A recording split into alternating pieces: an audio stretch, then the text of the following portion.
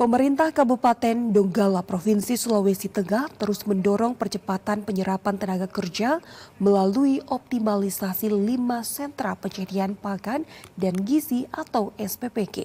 Program ini menjadi instrumen efektif dalam menekan angka pengangguran dan meningkatkan kesejahteraan masyarakat di daerah tersebut. Pemerintah Kabupaten Donggala menilai keberadaan 5 SPPG yang aktif dapat memberikan dampak signifikan terhadap penurunan pengangguran. Ketua Satgas Makan Bergizi Gratis (MBG) Kabupaten Donggala, Rustam Effendi, menegaskan bahwa program strategis nasional MBG tidak hanya fokus pada penyediaan makanan bergizi, tetapi juga diarahkan untuk menyerap tenaga kerja sebanyak mungkin dari kelompok masyarakat miskin dan menganggur. Rustam menjelaskan, satu unit SPPG diwajibkan merekrut 42 tenaga kerja yang dibagi sesuai kebutuhan operasional, mulai dari petugas pencuci nampan, juru masak, penyortir ikan, pembersih sayuran, hingga bagian pendukung lainnya. Skema ini diharapkan menjadi motor penggerak ekonomi lokal melalui perluasan lapangan kerja berbasis pemberdayaan masyarakat. Nah, jelas memang sasarannya itu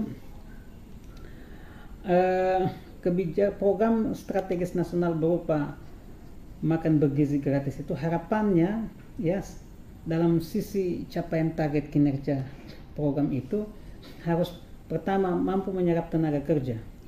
Yang kedua, serapan tenaga kerja itu paling tidak menurunkan angka kemiskinan. Nah, sehingga skemanya orang-orang yang bekerja dalam pelayanan makan bergizi gratis ini harus bisa mengakomodir orang miskin, di mana keterlibatan mereka pertama di pengelolaan SPPG. Satu SPPG itu kurang lebih membutuhkan tenaga 42 orang. Nah, ya ada tenaga yang kemudian misalnya juru masaknya, kok ya. Tapi kan tidak semua juru masak, ada yang tukang bersihkan ikan, ya, potong sayur, tukang cuci piring.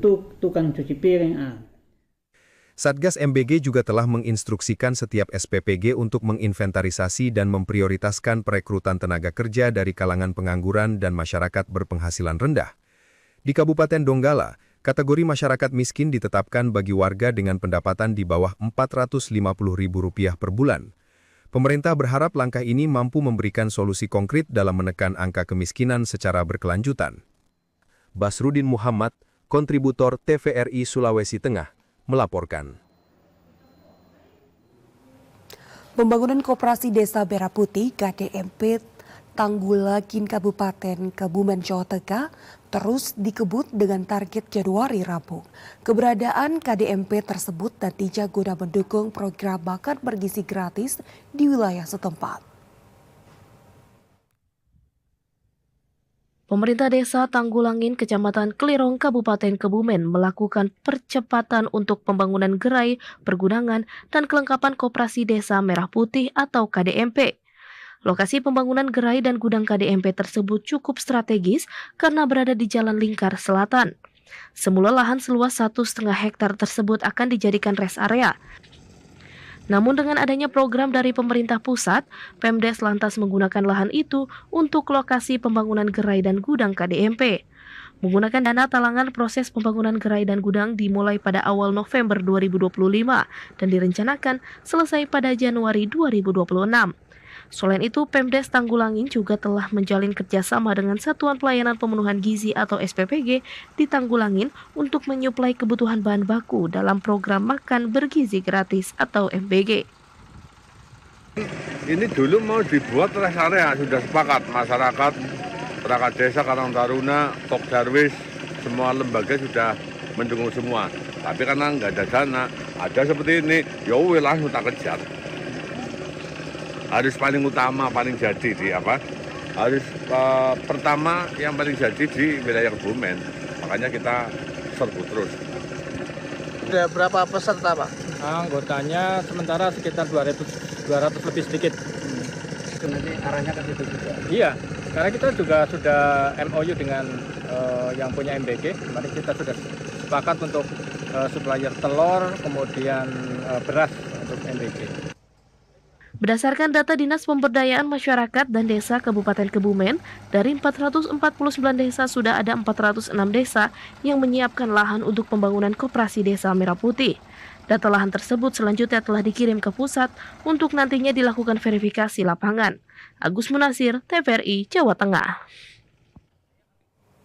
Koperasi Merah Putih Kelurahan Keputraan di Kota Lubuk Linggau, Provinsi Sumatera Selatan membuka gerai sembako melibatkan pelaku UMKM setempat. Unit usaha dimanfaatkan warga lantaran harga sembako cukup murah dari pasaran.